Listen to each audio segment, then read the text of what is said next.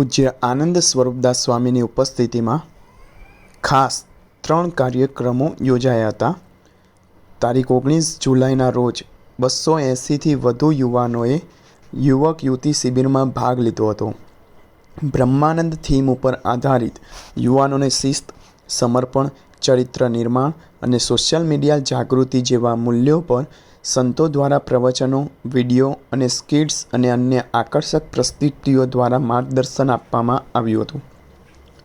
20 જુલાઈની સવારે 300થી વધુ બાળકોએ મિશન 90+ થીમ આધારિત બાળ બાલિકા શિબિરમાં ભાગ લીધો હતો, જેમાં તેઓએ વડીલો પ્રત્યે આદર, ભગવાનમાં શ્રદ્ધા અને ભક્તિને મજબૂત કરવા અને તેમની સુસુપ્ત હકારાત્મક ઉર્જાને અસરકારક રીતે ઉપયોગમાં લેવા વિશે શીખવ્યા.